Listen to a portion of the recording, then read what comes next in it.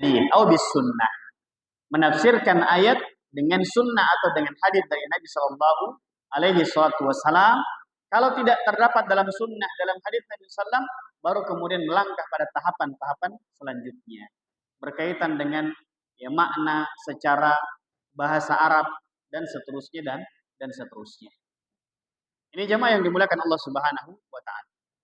Jadi kebaikan yang dimaksudkan oleh Allah di dalam surah Al-Baqarah ayat 216 yang menjadi dasar kaidah yang kedua ini, ya.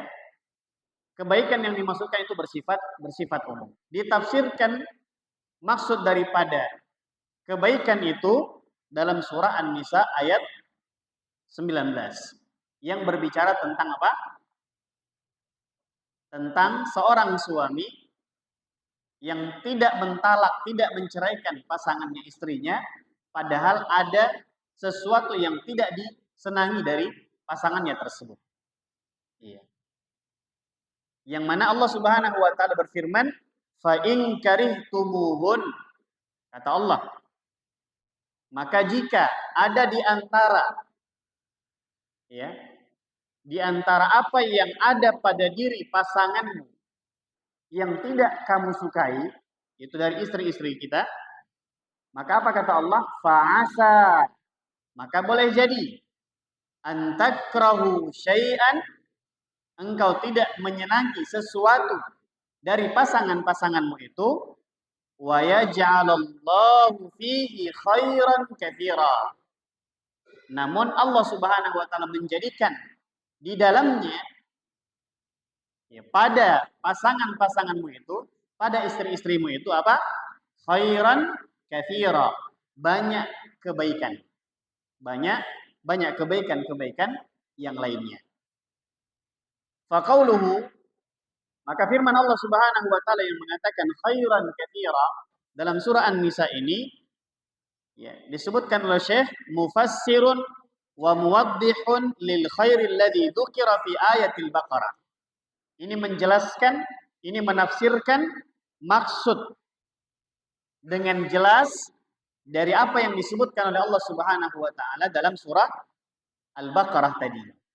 Ya, dalam surah Al-Baqarah, wa hiyal ayatul ula, yaitu ayat yang pertama allati istatafna biha hadal hadis, yang kita sebutkan sebagai muqaddimah dari pertemuan kita, yang menjadi kaidah dari kaidah yang kita kaji, yang kita bahas pada kesempatan malam hari ini.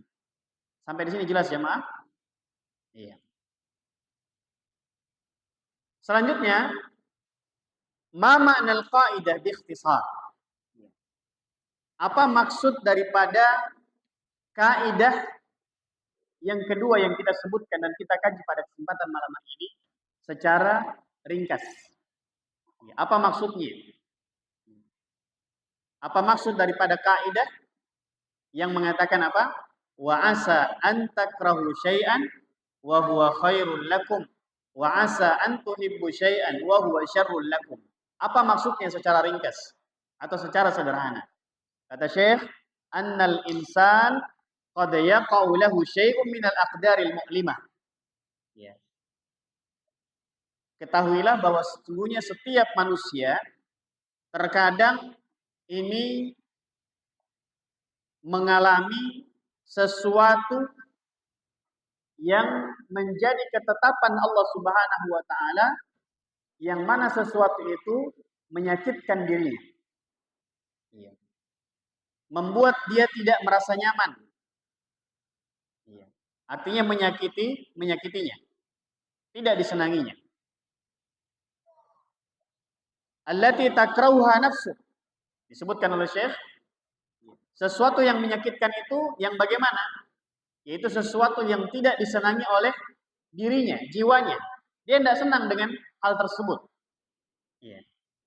Farubbama jaza, contohnya apa? Seperti misalnya kekhawatiran, hal yang membuat dia khawatir.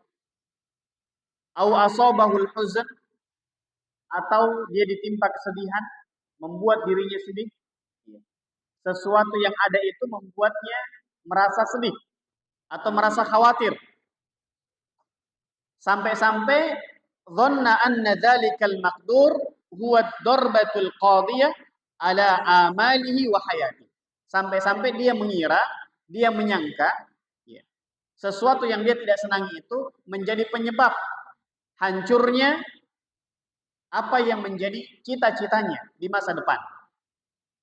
Menjadi sebab kehancuran dari kehidupannya.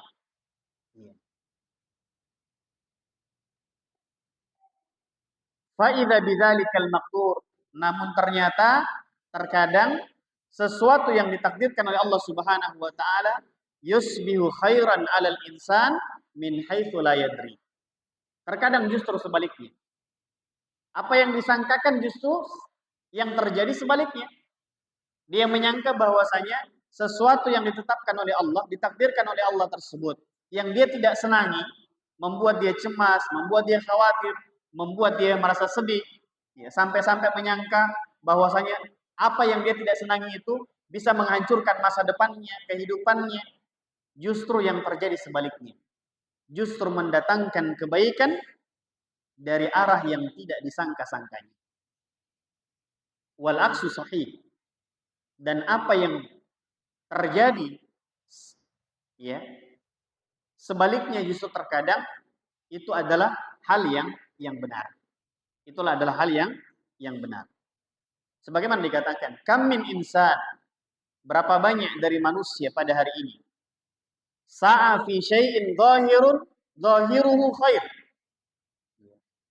Berapa banyak di antara manusia yang hari ini ya melakukan sesuatu yang secara lahiriah, secara zahir, ya, secara penampakannya itu terlihat baik.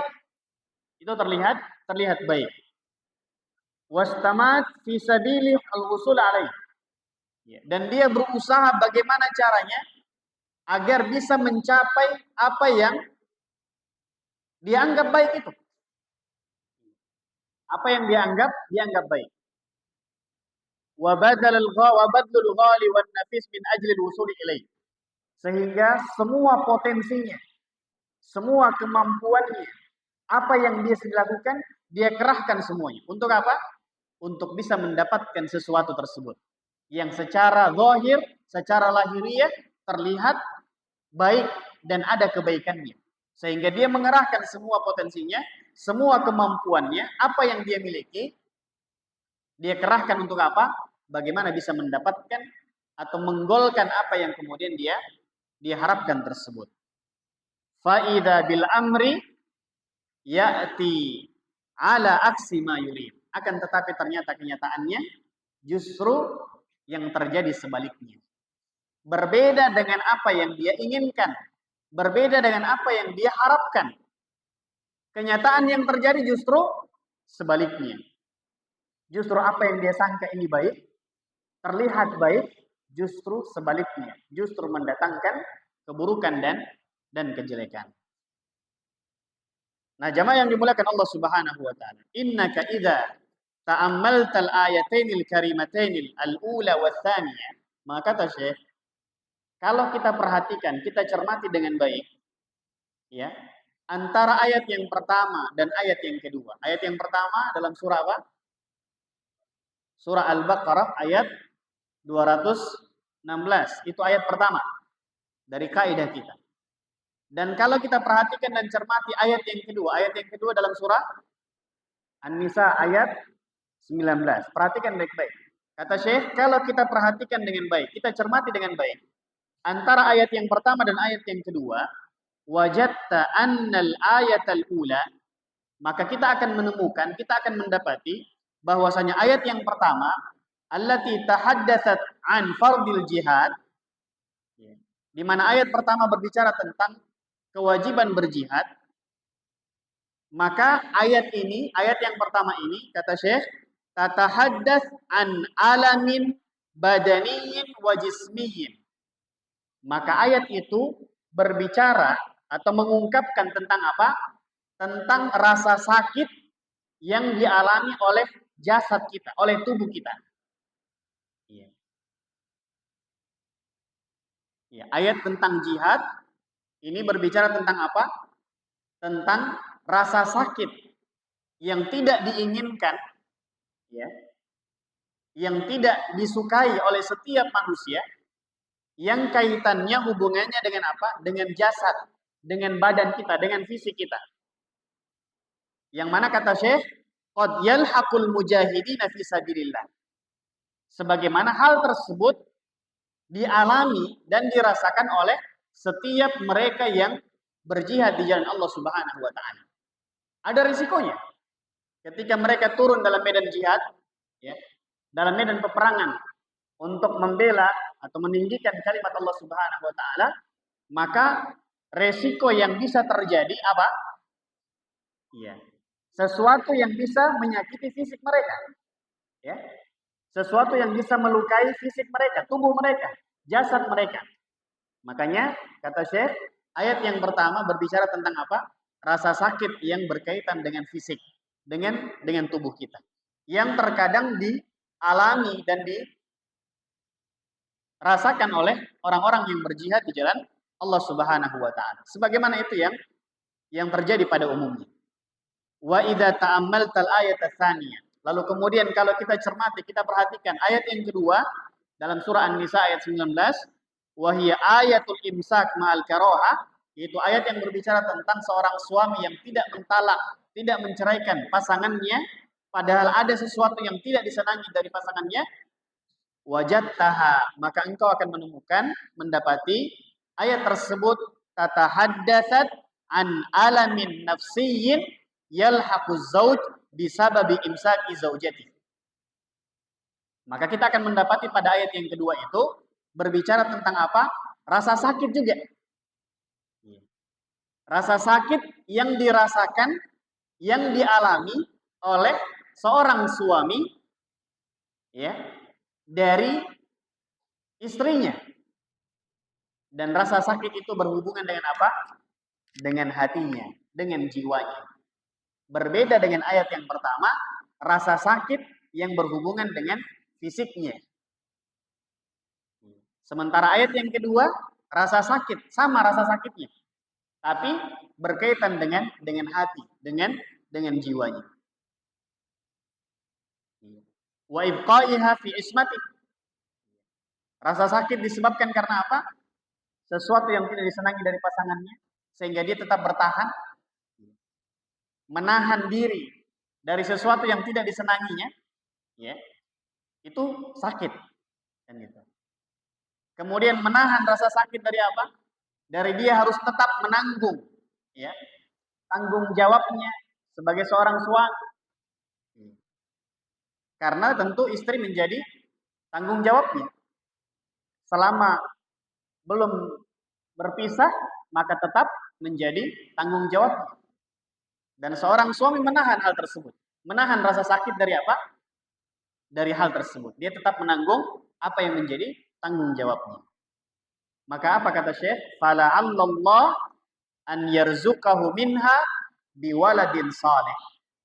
Boleh jadi kata Syekh, boleh jadi dengan sabarnya seorang suami itu tidak mentalak, tidak menceraikan istrinya, padahal ada hal-hal yang tidak disenanginya, maka Allah Subhanahu wa taala boleh jadi kata Syekh, boleh jadi Allah karuniai, ya, karuniai pasangan tersebut, suami istri tersebut dengan anak yang soleh. Atau bentuk yang lain, bentuk karunia Allah Subhanahu wa taala yang lain. Apa itu? An ya'tifa qalbahu 'alaiha ba'da qurhihi iyaha. Atau boleh jadi Allah lembutkan hatinya. Justru yang awalnya benci, yang awalnya tidak senang, justru Allah karuniai apa?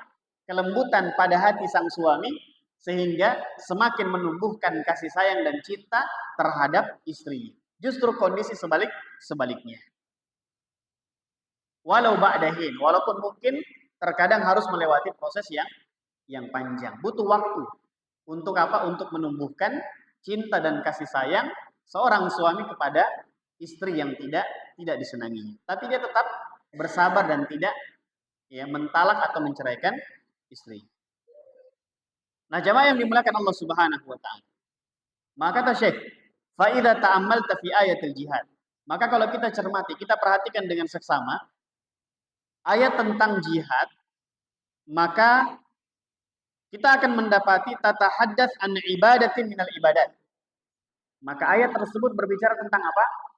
Tentang hal-hal yang berkaitan dengan ibadah, ya, bentuk ibadah di antara ibadah-ibadah yang disyariatkan oleh Allah Subhanahu wa taala. Ya. Wa idza ta'ammalta ayatan nisa, dan sebaliknya kalau kita perhatikan, kita cermati ayat tentang surah An-Nisa tadi, maka wajadtaha tatahaddats an alaqatin dunyawiyah.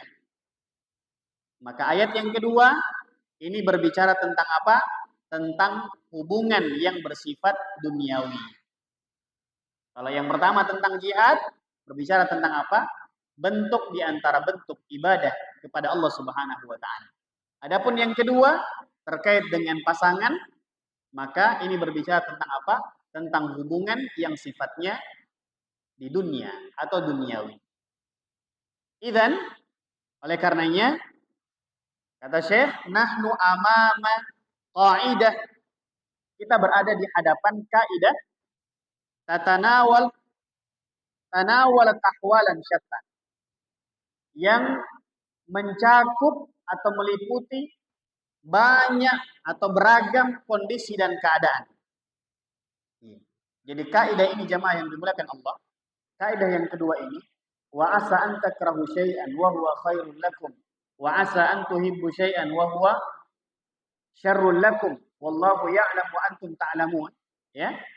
Ini adalah kaidah yang mencakup dan meliputi berbagai kondisi dan keadaan kita di dunia ini.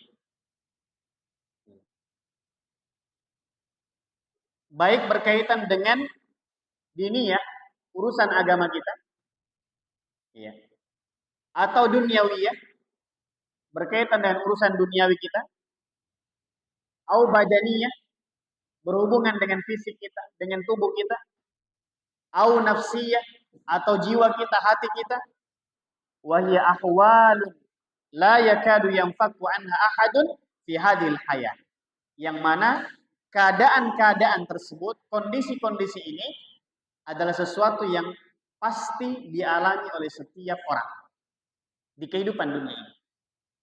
Pasti ada hal-hal yang tidak disenanginya, ada hal-hal yang membuat dia tidak senang, ada hal-hal yang bisa menyakitinya, baik yang berkaitan dengan agamanya, berkaitan dengan dunianya, berkaitan dengan fisiknya, dengan tubuhnya, berkaitan dengan hatinya, mentalnya, jiwanya, dan yang lain-lain. Sesuatu yang pasti kita temui di kehidupan dunia ini. Yang artinya apa?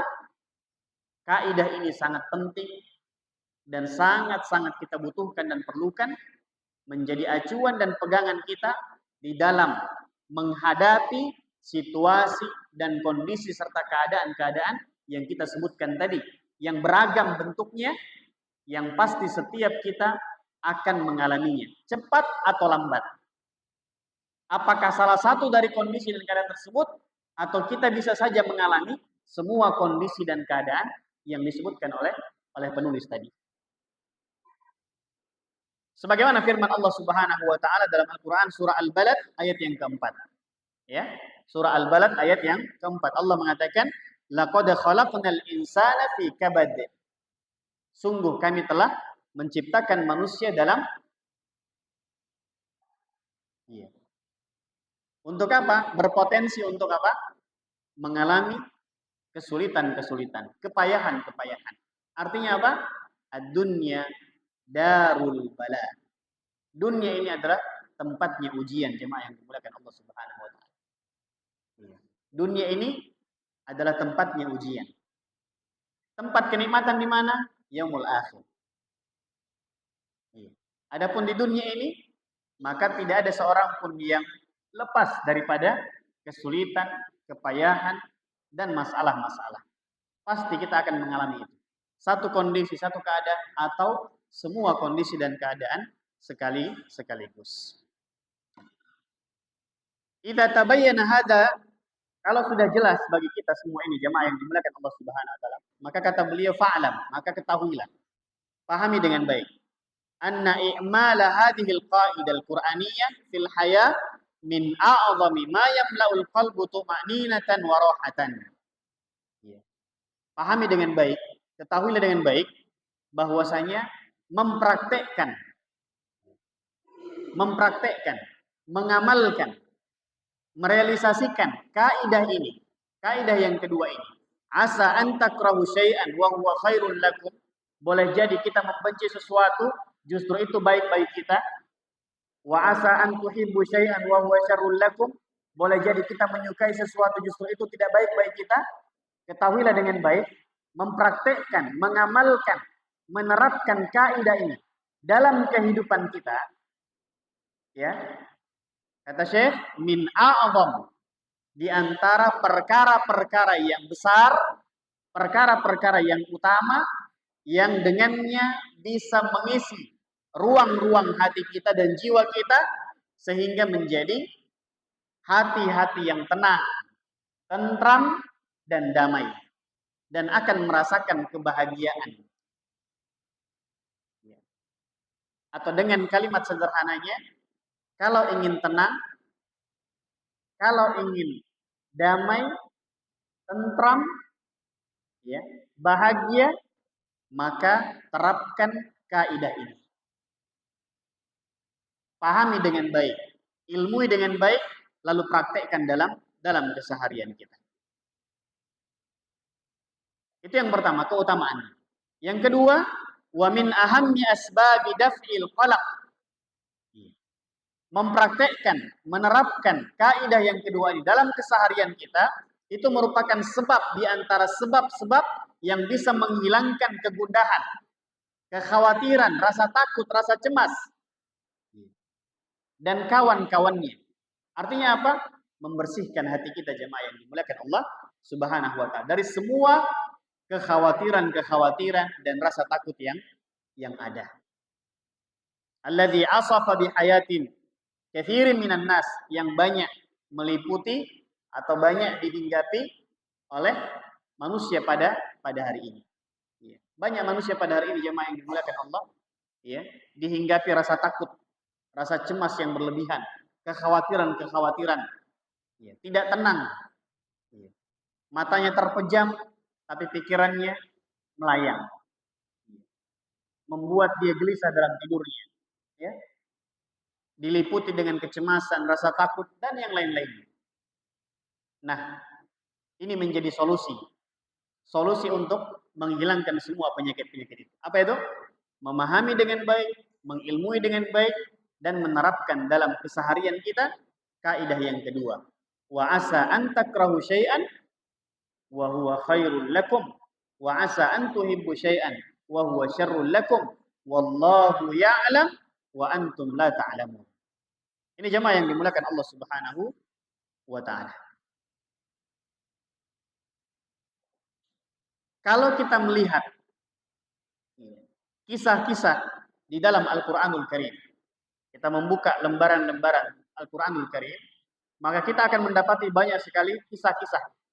Demikian pula sirah, sejarah, ya, dari sejarah Islam, atau kita melihat pada kondisi realita yang ada, kenyataan hari ini, maka kita akan mendapati banyak sekali bukti-bukti nyata, banyak sekali pelajaran-pelajaran yang bisa kita ambil dari penerapan kaidah ini.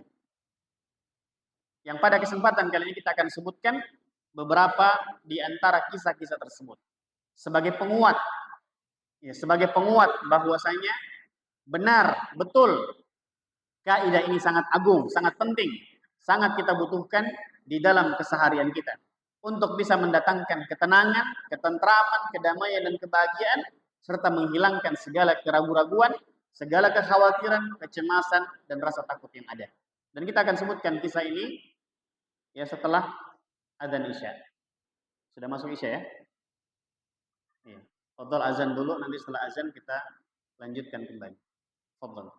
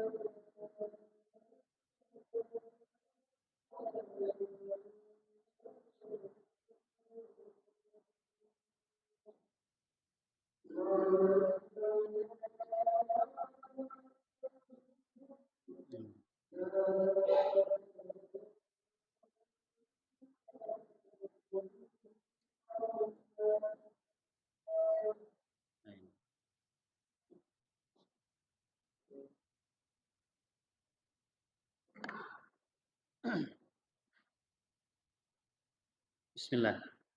Jemaah sekalian yang dimuliakan Allah Subhanahu wa taala. Kita sebutkan beberapa di antara kisah-kisah yang kita bisa ambil pelajaran. Banyak pelajaran dari kisah-kisah yang disebutkan. Baik dalam Al-Quran maupun dalam Sunnah atau kisah-kisah nyata yang terjadi. Yang menjadi bukti bahwasanya kaidah yang kedua ini adalah kaidah yang sangat berharga, sangat bernilai, sangat penting dan bisa menjadi pegangan kita dalam menjalani setiap kondisi dan keadaan yang kita hadapi di kehidupan ini. Kisah yang pertama disebutkan oleh Syekh, Qissatu ilqai ummi Musa liwaladiha fil bahar. Coba perhatikan dan ingat-ingat kisah dari ibunda Nabiullah Musa alaihi salatu wassalam. Ketika beliau harus menghanyutkan anaknya Musa alaihi salatu wassalam di lautan. Jadi ini salah satu kisah ya yang disebutkan yang bisa kita ambil pelajaran. Kisah Nabiullah ibunda Musa ketika menghanyutkan Nabiullah Musa di lautan. Iya. Kalau kita perhatikan kata Syekh, maka kita akan mendapati bagaimana kondisi dan keadaan yang dirasakan oleh ibunda Nabiullah Musa alaihi salatu wassalam. Anak yang masih kecil, yang menjadi buah hati, kecintaan dan kesayangan, harus dilepas. Harus dilepas. Dan dilepasnya bukan di tempat yang biasa. Gitu. Tempat yang sangat jauh daripada gambaran-gambaran yang ada. Bagaimana rasa sakit yang dirasakan oleh ibunda Musa alaihi salatu wassalam. Tapi coba perhatikan jemaah yang dimuliakan Allah Subhanahu wa taala. Apa endingnya? Bagaimana akhir daripada kisah tersebut? Yang awalnya rasa sakit, maka kita dapati cerita atau kisah daripada ya hanyutnya Nabiullah Musa alaihi salatu wassalam, semua kita sudah ketahui.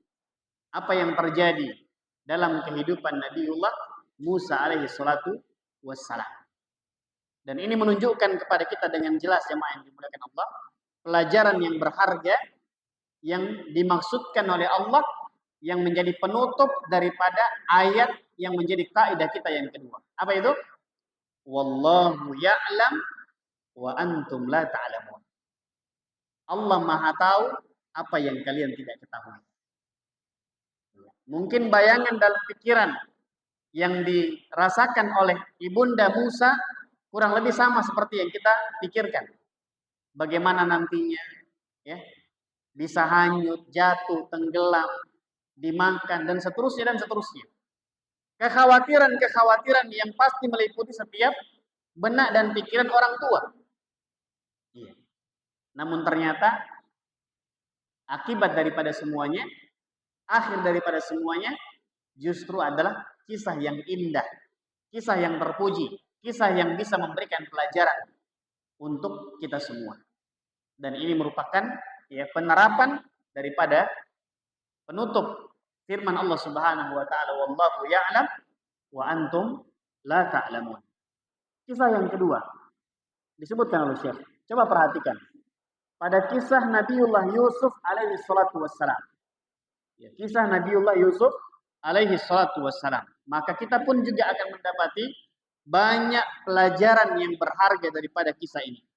Apa yang terjadi pada diri beliau, Nabiullah Yusuf alaihi salatu wassalam, demikian pula apa yang terjadi dan dialami serta dirasakan oleh ayahanda daripada Nabiullah Yusuf alaihi salatu wassalam. Siapa? Nabiullah Ya'qub alaihi salatu wassalam. Saking dirundung kesedihan yang mungkin kalau kita hari ini mungkin belum sampai seperti keadaan itu.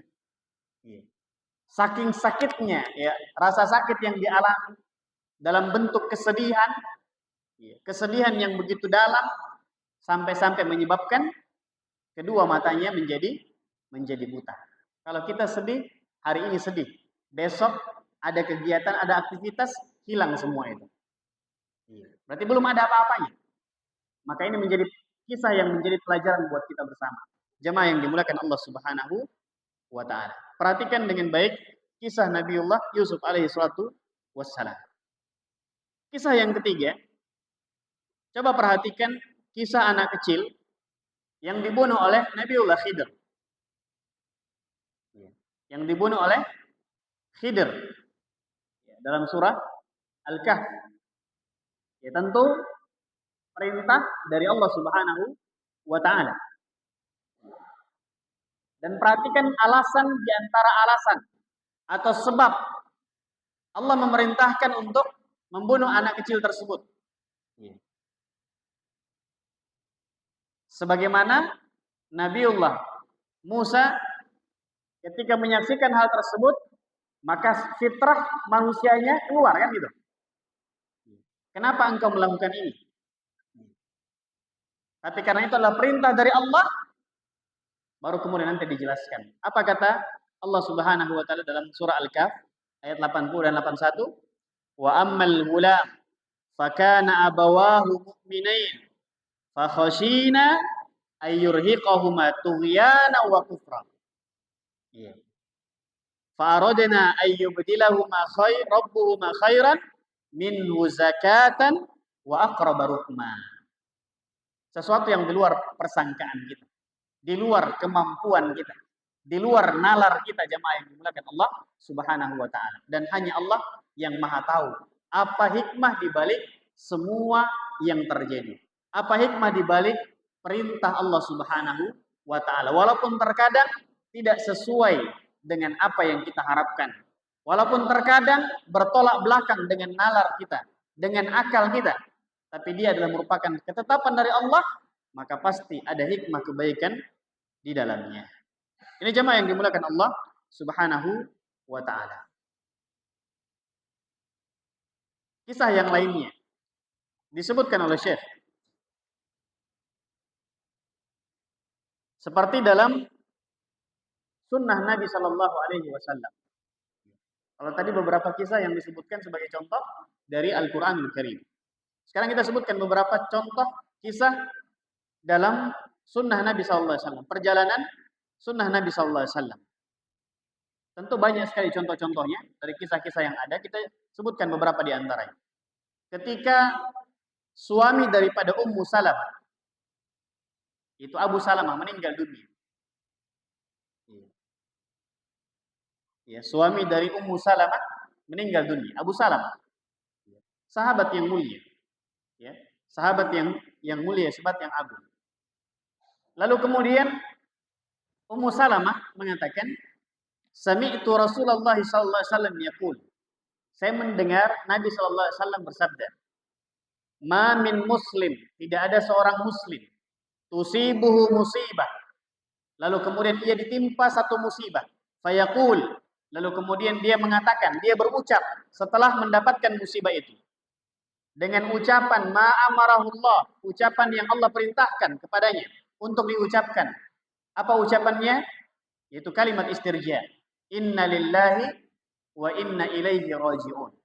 Apapun bentuk musibahnya, apapun bentuk ujiannya, ketika ditimpa, Rasulullah SAW mengatakan, hendaknya kita mengucapkan kalimat yang Allah perintahkan, yaitu apa?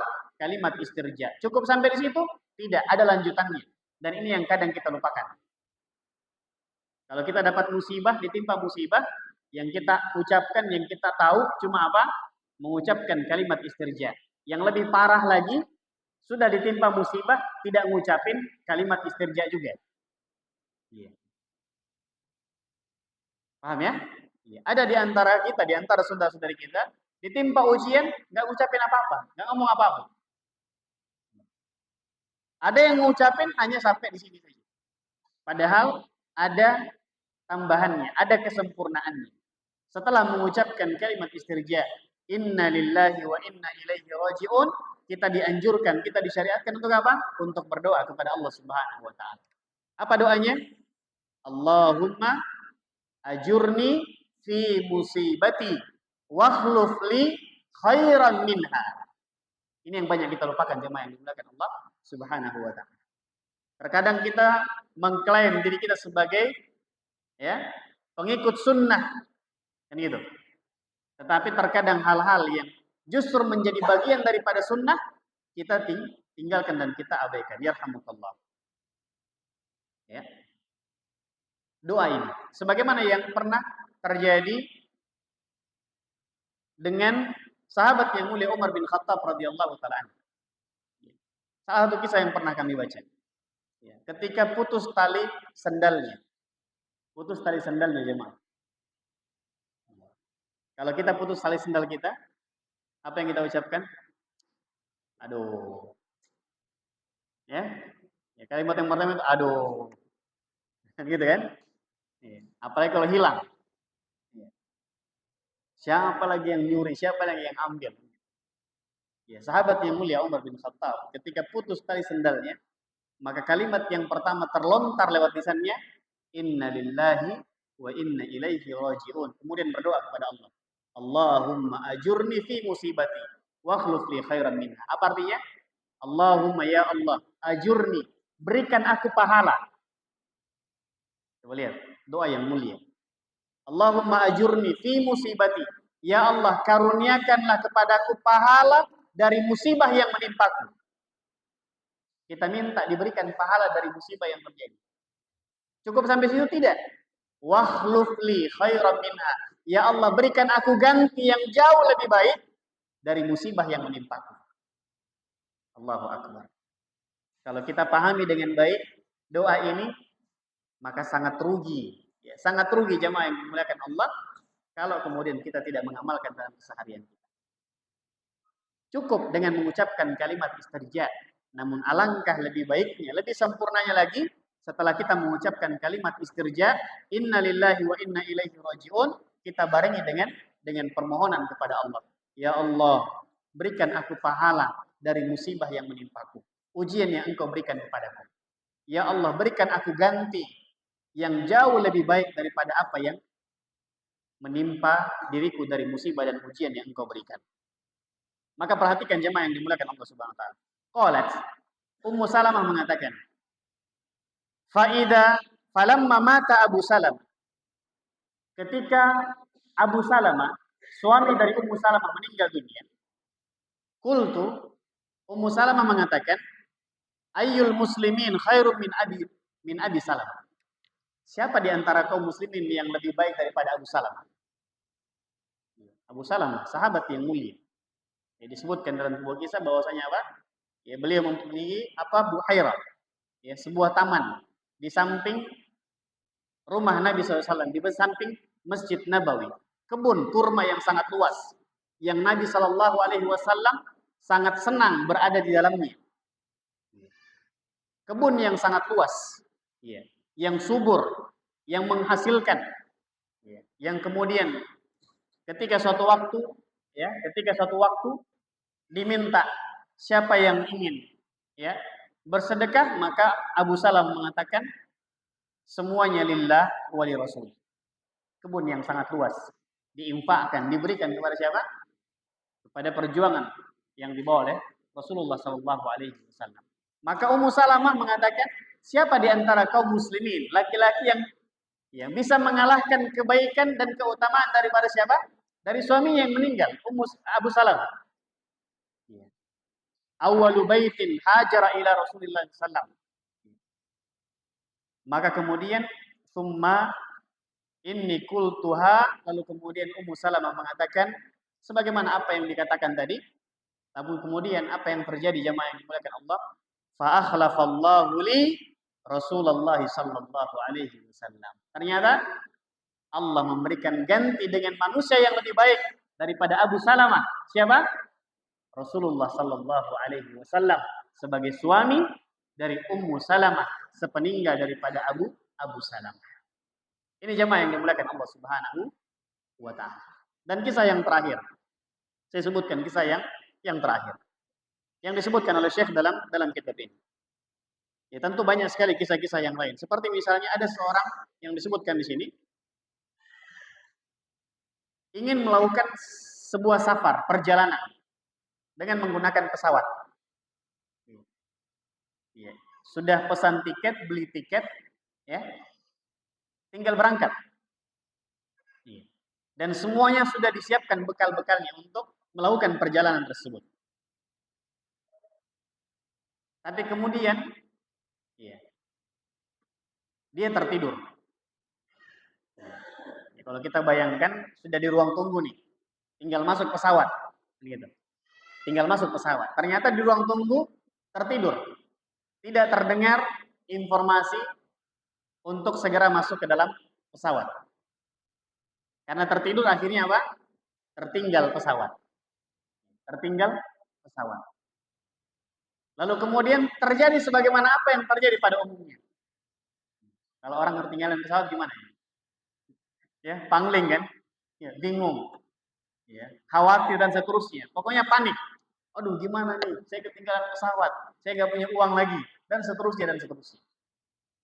Kecemasan, rasa takut, semua dirasakan pada saat itu.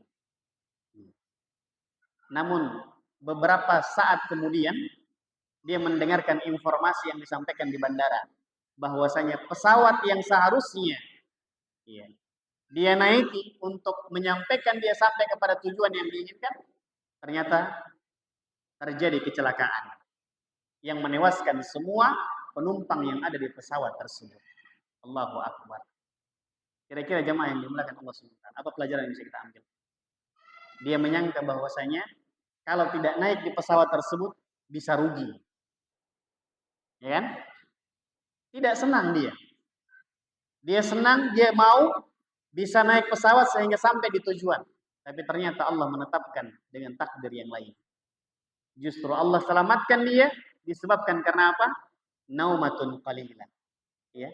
Tidur yang sesaat tadi yang menyebabkan dia tertinggal dari penerbangan pesawat itu. Tapi ternyata Allah ingin selamatkan orang tersebut dari kecelakaan yang terjadi dari pesawat tersebut.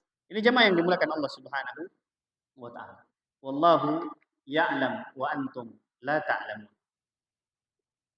Dan masih banyak lagi kisah-kisah yang lain jemaah yang dimuliakan Allah Subhanahu wa taala yang tentu sangat banyak dan tidak cukup dengan sekali, 2 atau 3 kali pertemuan yang ada.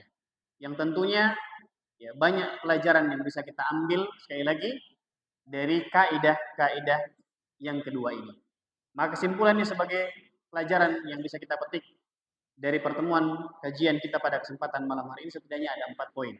Yang pertama, kita perlu pahami dengan baik bahwasanya ikhtiyarullahu laka khairun min ikhtiyarika li nafsik. Apa yang Allah pilih dan tetapkan untuk kita, itulah yang terbaik untuk kita. Lebih baik daripada apa yang kita tetapkan dari kebaikan untuk kita. Itu pelajaran pertama. Apa yang Allah pilih, apa yang Allah tetapkan untuk kita, jauh lebih baik dari apa yang kita tetapkan dan kita pilih untuk diri kita sendiri. Pelajaran yang kedua jamaah yang dimuliakan Allah Subhanahu wa taala.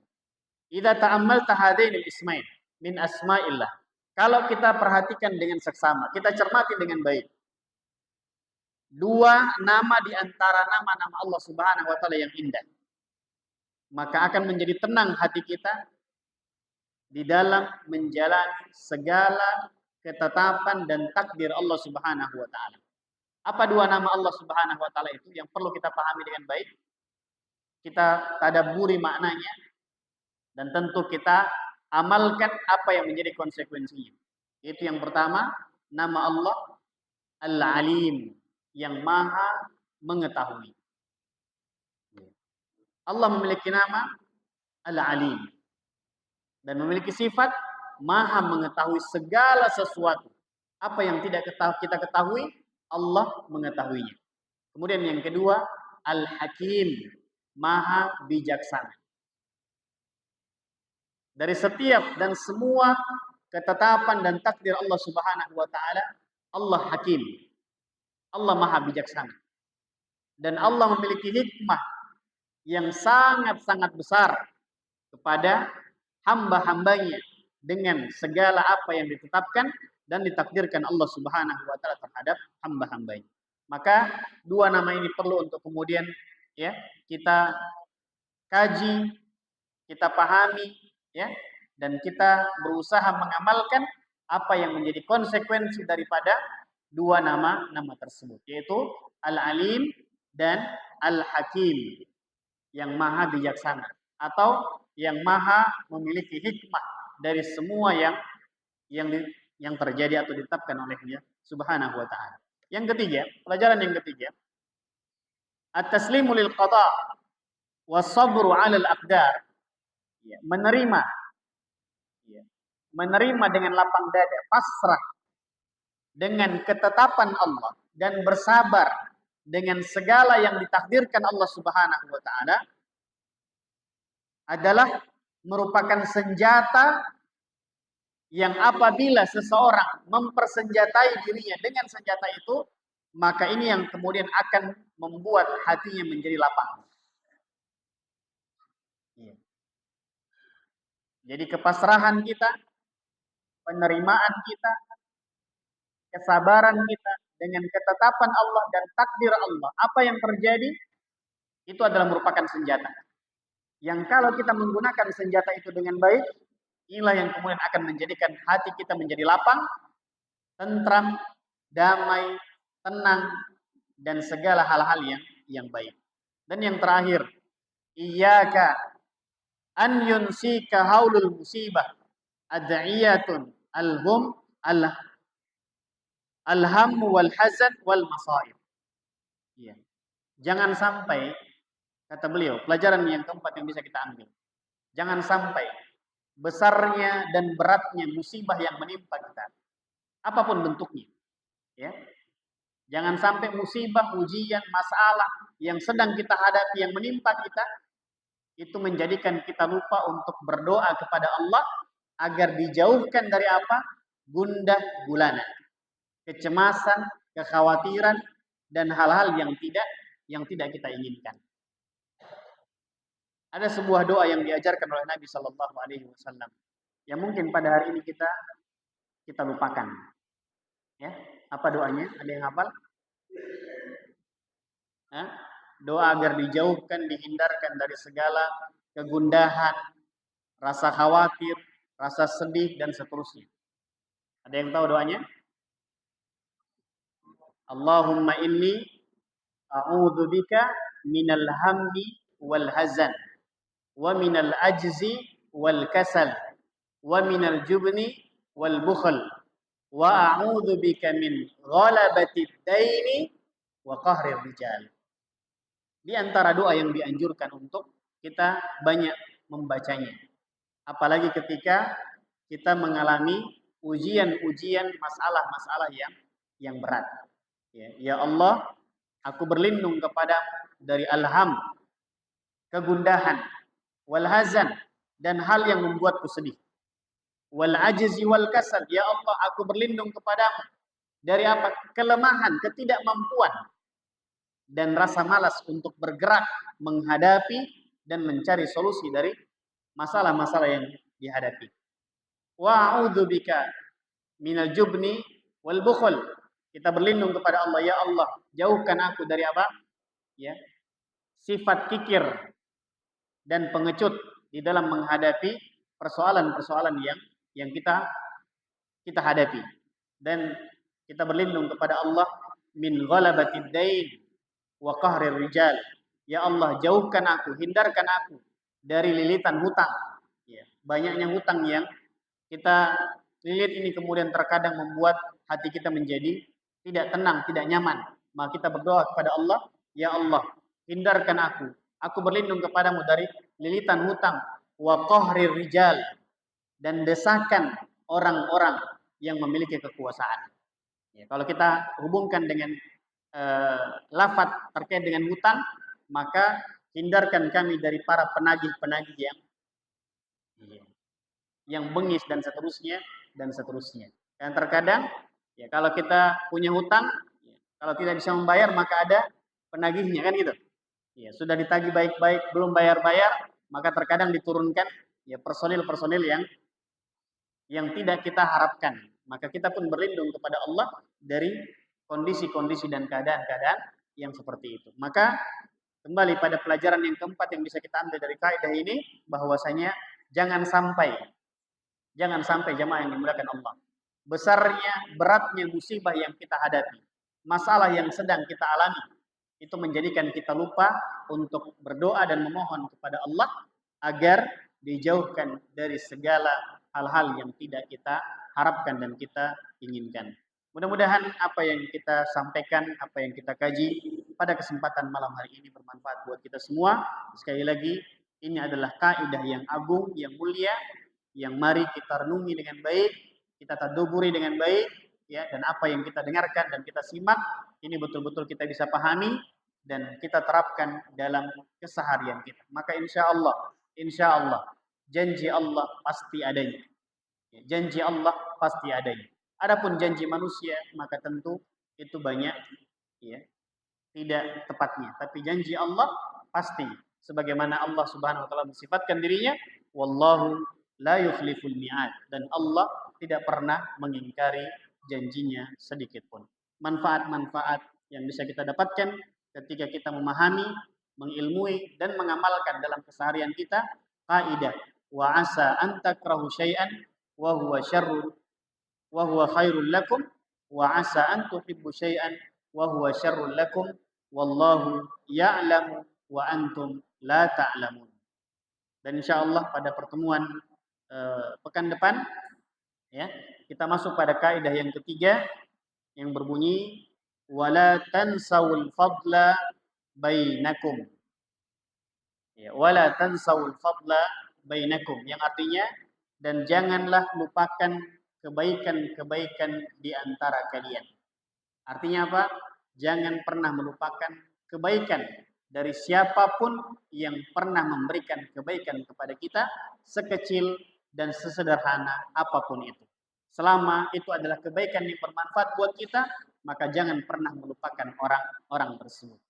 Ini adalah kaidah yang ketiga yang disebutkan oleh Allah dalam surah Al-Baqarah ayat 237 yang akan menjadi bahan kajian kita di pertemuan pekan depan hari Senin malam insya Allah. Ya. Dan ini kami sampaikan juga, ya, mudah-mudahan insya Allah di pekan ke depan, ya, pertemuan depan, buku yang dipesan insya Allah sudah siap. Ya, DKM menyiapkan ada 15 buku ya yang menjadi kitab kajian kita setiap malam Selasa atau setiap hari Senin. Bagi yang berminat, ya 15 buku itu sudah dipesan, sudah diproses. Insya Allah pekan depan sudah ada di tangan jamaah yang memesan.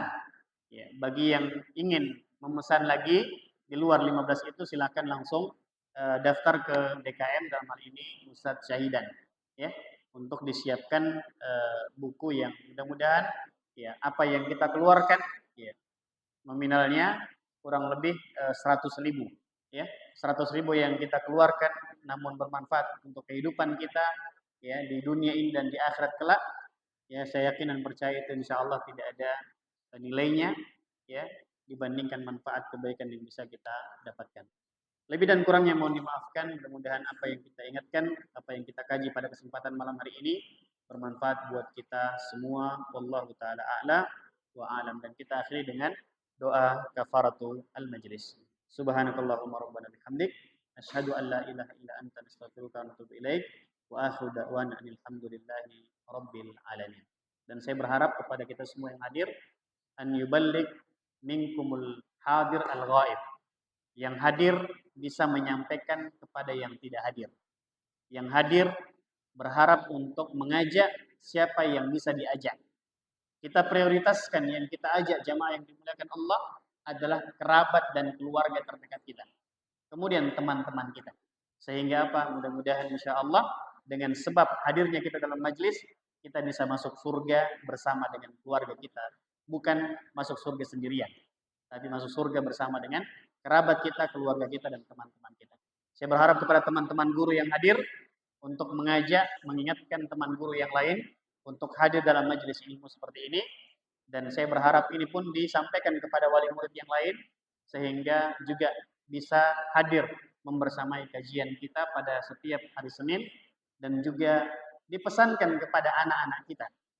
Ya, anak-anak kita. Kalau guru, pesankan kepada murid-muridnya, utamanya yang sudah usia tamyiz, apalagi balik, ya, untuk hadir juga dalam majelis-majelis ilmu ini sebagai bentuk ta'dib, pembiasaan, ya, kebaikan-kebaikan di usia-usia dini mereka. Mudah-mudahan bermanfaat. Wallahu taala a'lam. Wassalamualaikum warahmatullahi wabarakatuh.